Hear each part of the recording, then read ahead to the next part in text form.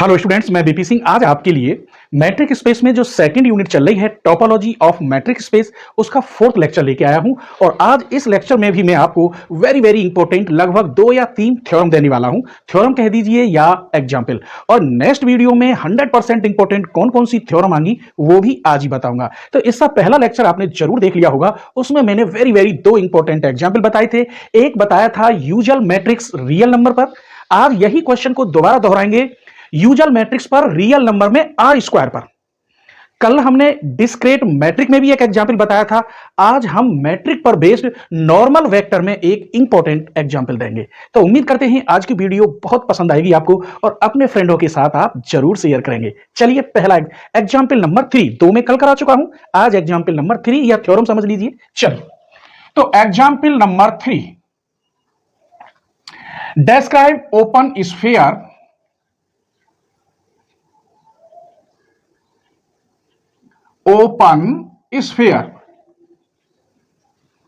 for the usual matrix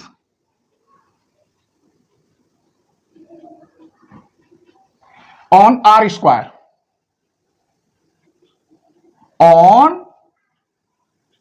कल मैंने यहां R पर बताया था, तो उसके लिए जो डेफिनेशन एग्जाम्पल डिफाइन करना होता है वो कल मैंने बता दिया था। ये dxy equal to x minus y where x y belongs to R, ये वाला बताया था। यही यूज करना है, ये ध्यान रखना यूजुअल मैट्रिक में। अब यहां अगर आर स्क्वायर दे दे जैसे ये, तो यूजुअल मैट्रिक्स में कौन सा एग्जाम्पल यूज करते हैं? ओपन स्फीयर तो आप जानते ही हैं। चलिए solution,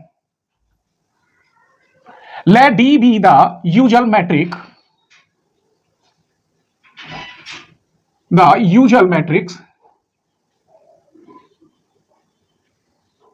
matric on R square so that D is defined. D को मैट्रिक बोलते हैं डिफाइन H। यहां कैसे डिफाइन करते हैं वो देखिए, x1 माइनस x2 का whole square plus y1 minus y2 का होल स्क्वायर और फिर यहां अंडर रूट है पूरे के ऊपर, या हाफ लगा दीजिए। यह भी मैट्रिक स्पेस में मैंने प्रूफ कराया है चारों प्रॉपर्टी। वेयर, यही लिखे देता हूं, where x equal x1 y1, और ये किसमें बिलोंग करेंगे? आर स्क्वायर में। और y equal x2 coma y2, ये भी बिलोंग करेंगे आर स्क्वायर में। तो इस प्रकार हमें ये लेके चलना है यूजुअल मैट्रिक्स में। आर स्क्वायर के लिए यही होता है और कोई नहीं होता, और केवल आर के लिए यह होता है जो मैं कल बता चुका हूं आपको, यह ध्यान रखना है। चलिए ये तो मैंने ले लिया।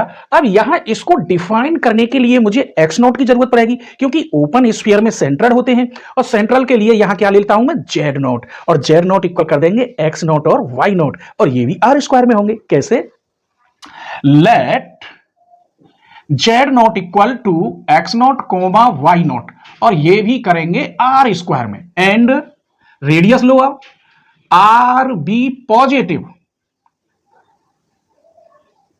Real number. तब क्या डेफिनेशन होगी स्फीयर की?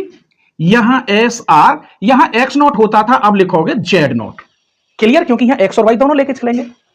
Equal to x comma y belongs to are square, ये शर्त थी इसकी, आर स्क्वायर में है दोनों।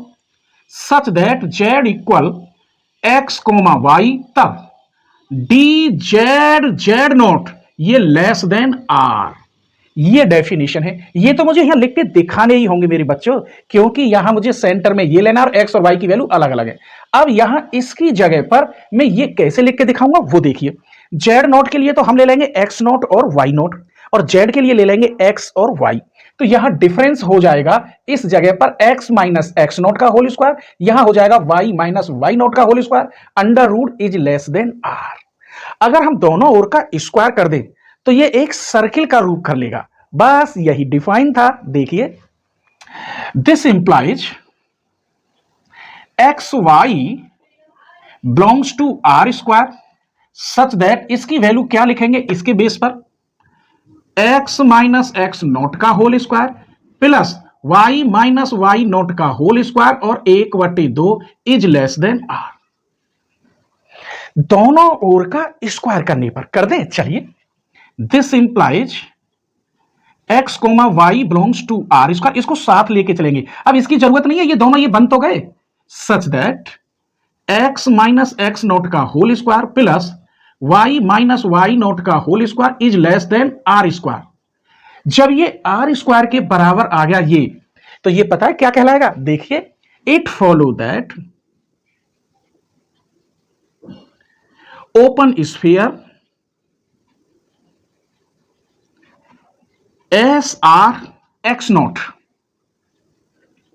Is the interior of the circle.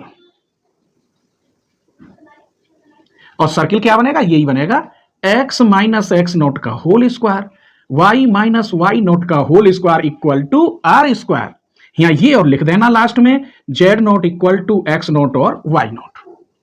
तो ये केवल आर स्क्वायर पर हमें डिफाइन करना था ओपन स्फीयर के लिए। जब यहां ऐसी कंडीशन बनती है तो ये ओपन स्फीयर में इंटीरियर सर्किल कहलाते हैं। क्या कहलाते हैं? इंटीरियर सर्किल है तो ओपन स्फीयर ही। तो अब समझ गए, इस प्रकार इसको हमें डिफाइन करना था। तो आप इसकी स्क्रीनशॉट ले लीजिए। इधर मैं एक और एग्जाम्पल आपको बताने वाला हूं, ठीक है? स्क्रीनशॉट ले लीजिए। चलिए, तो एक और एग्जाम्पल बताते हैं। एग्जाम्पल मैट्रिक स्पेस का ही है, लेकिन वो नॉर्मल वेक्टर पे चलेगा।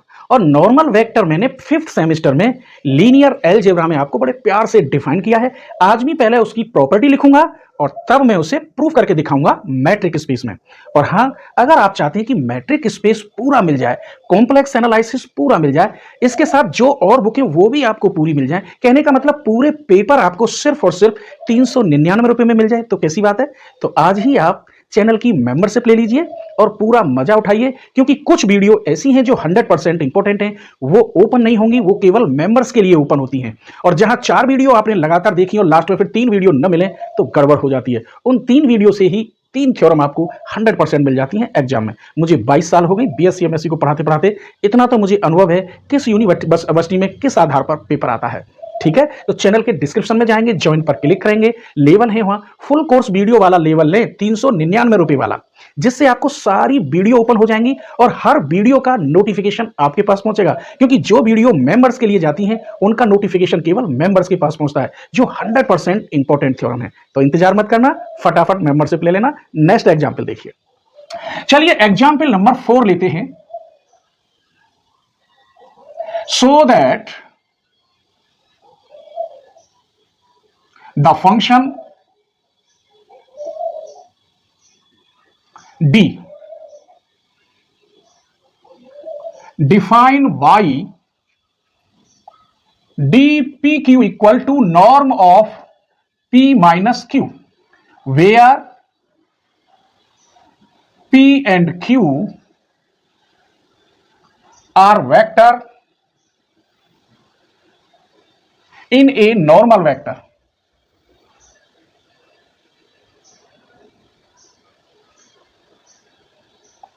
Space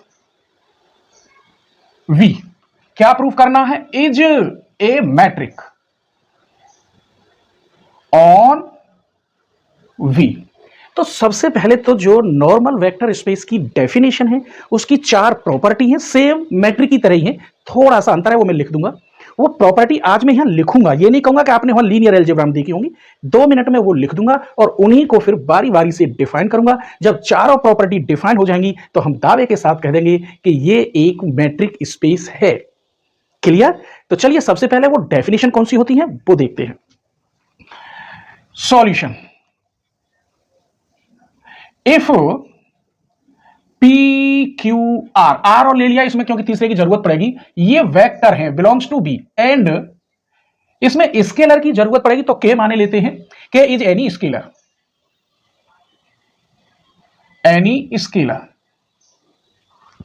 then bye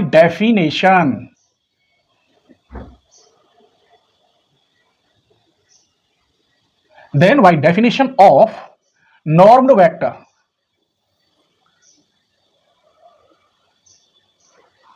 space. अब ये ध्यान रखना, जब ये नॉर्म्ड दे रखा है तो यहां वेक्टर जो होंगे वो दोनों कैसे होंगे? पॉजिटिव होंगे। ध्यान रखोगे? चलिए, तो इसकी प्रॉपर्टी क्या बनती है वो लिख रहा हूं पहले। देखिए नॉर्म शब्द कह रहा है तो मैं पहली प्रॉपर्टी इसको n1 से नाम दे रहा हूं और इनमें से कोई सा एक ही एलिमेंट लेते हैं, जैसे नॉर्म ऑफ p ये पॉजिटिव होना चाहिए, पहली शर्त। दूसरी शर्त ले लीजिए इसकी, norm of p equal to 0, लेकिन ये जब ही 0 होगा जब p की वैल्यू क्या हो, 0 हो। इफ एंड ओनली इफ जब p बराबर 0 हो। तीसरी इसकी प्रॉपर्टी होती है नॉर्म ऑफ kp, तो ये जो स्केलर निकलता है ये तो मॉड होता है क्योंकि ये पॉजिटिव ही निकलेगा, और नॉर्म ऑफ p। और चौथी जो प्रॉपर्टी होती है, नाम नहीं डाला n1, चलिए यहां ऐसे डाले देते हैं, n2, ये n3, और चौथी प्रॉपर्टी n4, ये norm of p plus q is less then and equal norm of p plus norm of q। ये चारों प्रॉपर्टियों को ये वाला क्वेश्चन अगर सेटिस्फाई कर देता है तो हम दावे के साथ कहेंगे कि क्या है, इज ए मैट्रिक है काय पर, वेक्टर स्पेस पर। अब ये ध्यान रखना है कि ये कैसे हैं, नॉर्म हैं, और नॉर्म है तो इसका मतलब ये पॉजिटिव होंगे। चलिए तो अब पहली प्रॉपर्टी को हम सेटिस्फाई करेंगे। सबसे पहले हम क्वेश्चन लिखते हैं, क्वेश्चन है क्या यहां। Now we have p q equal to norm of p minus q, where, ये जरूर दिखाओगे p and q are normed vector, ऐसे लिख दो, आर नॉर्म्ड वेक्टर। अब मुझे ये पॉजिटिव दिखानी है। चलिए कैसे दिखाएंगे। पहली प्रॉपर्टी इसकी n1, चूंकि इसने दे रखा है p और q दोनों क्या दे रखे हैं, नॉर्म,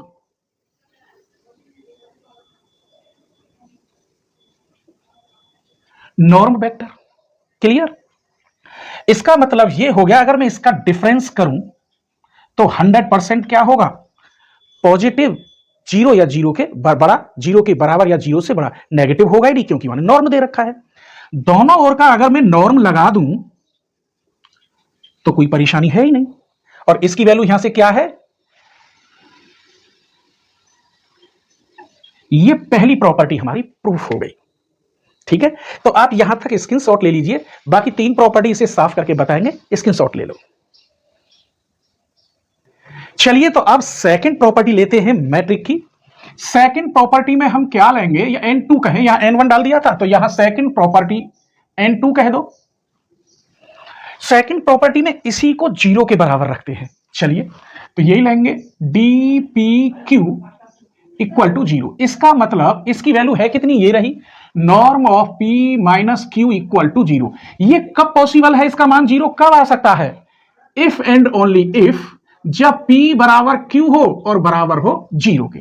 इसका मतलब dpq इक्वल टू 0 हो कब, जब if and only if p बराबर q बराबर हो 0। ये प्रॉपर्टी भी प्रूफ हो गई। अब तीसरी प्रॉपर्टी देखो, ये लगाएंगे k वाली, ये तो आ गया if and only if p बराबर 0, यहां केवल p था लेकिन यहां एक फंक्शन है p और q का।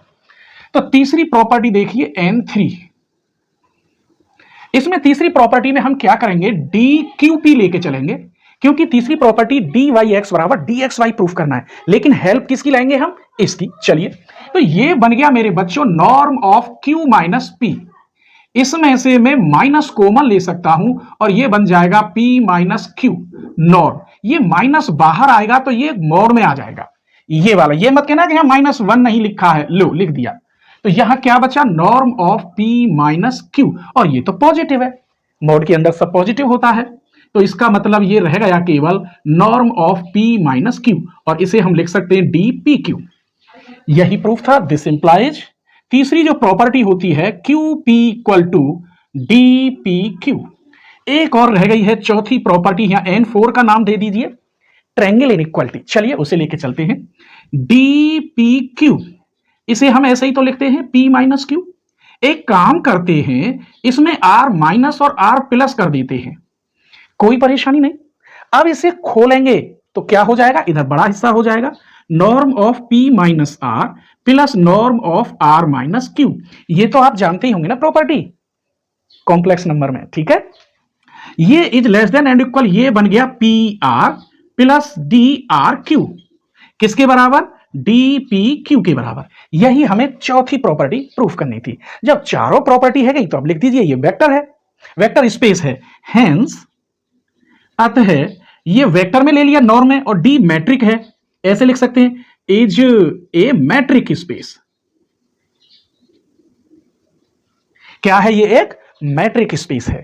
तो आज की वीडियो मेरे बच्चों कैसी लगी प्लीज कमेंट करके बताना, और अगली वीडियो में मैं आपके लिए कौन कौन सी इंपॉर्टेंट थ्योरम देने वाला हूं वो भी देख लीजिए। पहले इसका स्क्रीनशॉट ले लीजिए। तो चलिए अगले लेक्चर में मैं कौन कौन सी थ्योरम देने वाला हूं, मैंने कुछ ही लिखी है, बाकी और थ्योरम तो सब नहीं लिख पाता, प्रूफ सब कराऊंगा, कुछ भी नहीं छोड़ूंगा। थ्योरम जो है 8-7 थ्योरम है, वो है theorem on close set and open set पर डिपेंड। इन्हीं में से एग्जाम में 2 थ्योरम आएंगी, पता नहीं कौन सी आएंगी, इसीलिए मैं सब प्रूफ कराऊंगा। पहली थ्योरम है मैट्रिक स्पेस दे रखा है, every close interval is a close set. दूसरी वाली है इन ए मैट्रिक स्पेस एक्स डी, तो फाई और एक्स भी यार में होंगे, वो कैसे? क्लोज्ड होंगे। ये नीचे वाली हर साल आती है, बहुत इंपॉर्टेंट है। In any matric space x D each open sphere is an open set. यही सेम है in any matric space any closed sphere, यहां ईच है, यहां any closed sphere is a close set. अभी 2-3 थ्योरम और important थी जो मैंने नहीं लिखी हैं, जो नेक्स्ट लेक्चर में आएंगी, इसीलिए आपसे रिक्वेस्ट है कि एक बार आप 399 रुपए खर्च करके तो देखिए, कोई बड़ी बात नहीं है। आपका पूरा पेपर फंसता है तो आगे लेना नेक्स्ट ईयर, वरना मत लेना। कोई मैं 3000 रुपया 5000 रुपये फीस नहीं ले रहा, मात्र एक दक्षिणा के तौर पर एक बुक की कीमत ले रहा हूं 399 रुपए, जिसमें आप चारों बुक कर सकते हैं। ठीक है, स्क्रीनशॉट ले लीजिए।